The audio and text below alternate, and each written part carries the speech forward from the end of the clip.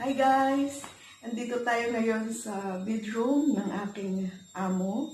So, tuturo ko sa inyo kung paano mag-change beddings using duvet seating. So, without further ado, let's get started. So, I show you how to take out the beddings, the bed sheets.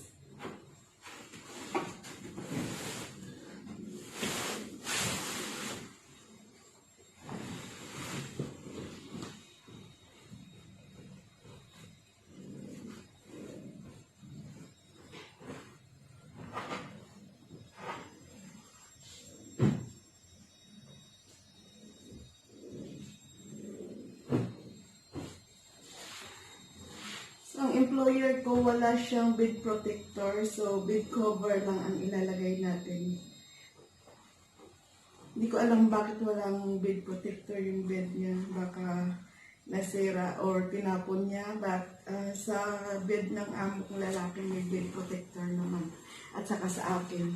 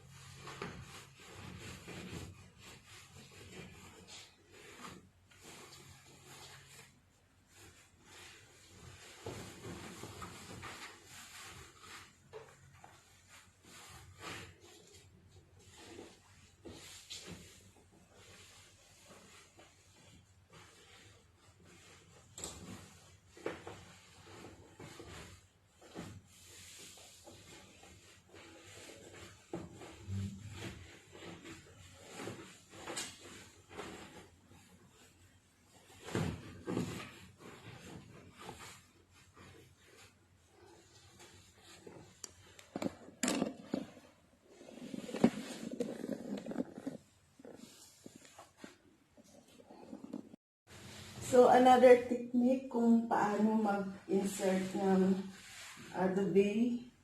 So,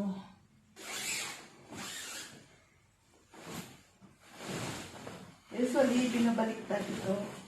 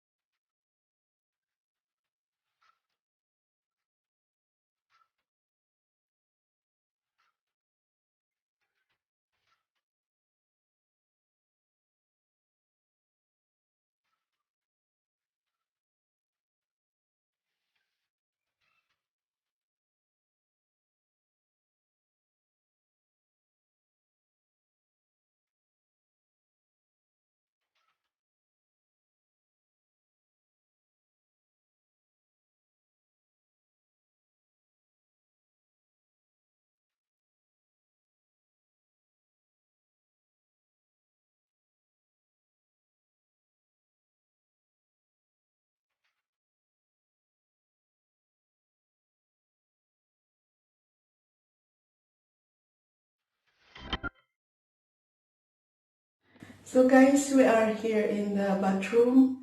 So when you enter the bathroom, you have to take out the garbage first outside, and then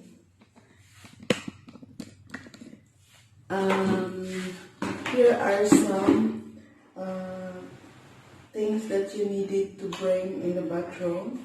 So you must have a spray and toilet brush. This is for the toilet bowl, and this one is for the sink or in the bathtub. So usually you have to bring gloves and three three pieces of towel. One is wet, the other one is dry, and yeah, two must be dry because you have to use wet and dry. So itong isa is extra in case mabasa yung isa. And then you must have also some sponge and some brush in case there is some dirt in the corner, so you have to use the brush. So I will show you now how to clean the bathroom. So we are going to put some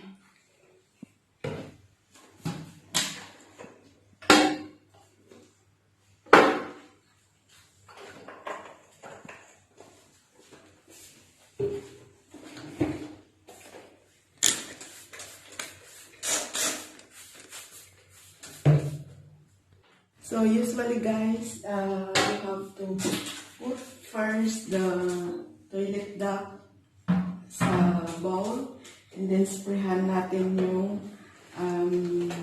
lababo bago tayo mag-start ng cleaning. So let's start now. So I have these 3 towels. So nalagyan ko na siya ng toilet duct, and sprayhan ko na rin siya.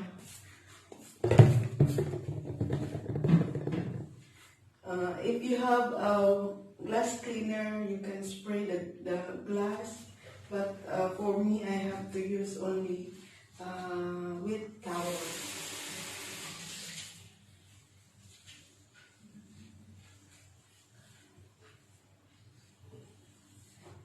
And then dry towel.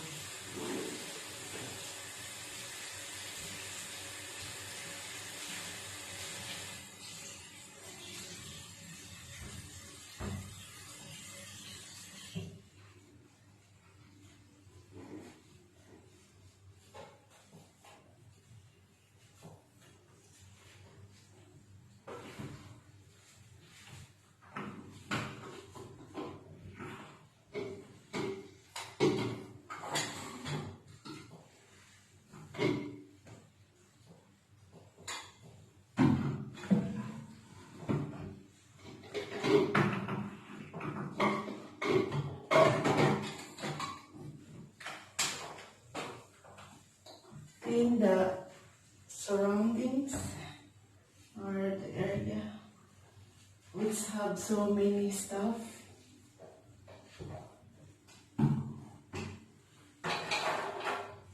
And then we use the sponge.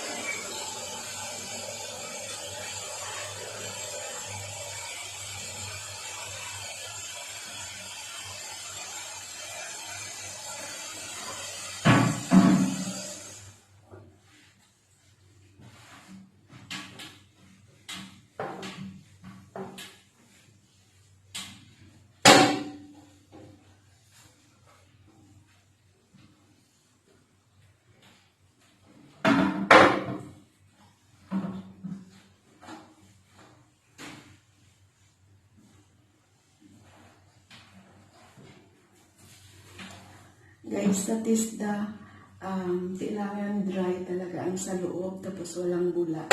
So, i-flush nyo ng mabuti yung tubig para mawala yung bula at saka i-dry nyo yung dito sa loob kasi dinudukot yun yung assessor yung yung dito kung dry ba or wet.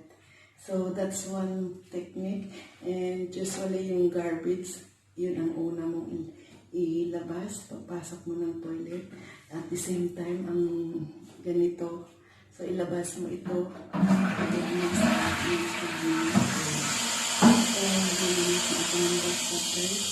So, this is the just and then wet and dry.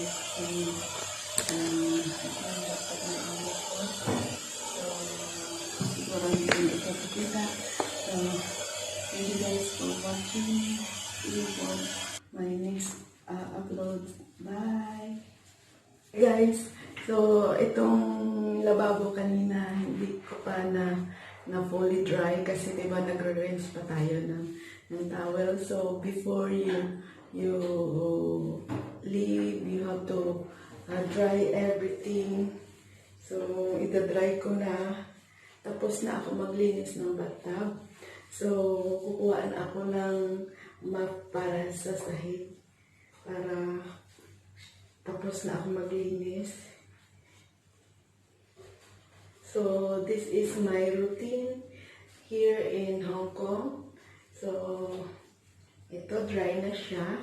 And also dry na rin yung bathtub. And always close the toilet bowl. Tapos na ako guys maglinis ng bathtub. So, as you can see, very shining ang mga metals. And also dry siya. And keep on your mind, always close the toilet bowl. So, andun yung aking garbage. So, dadalhin ko yun sa kitchen and then kukuha ako ng map para i-map ko ang toilet. So, sa assessment naman,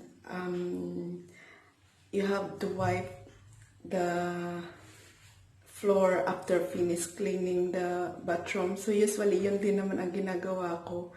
But gusto kong dalhin dito yung map namin kasi nasira yung vacuum. So ayun guys, thank you for watching. Bye!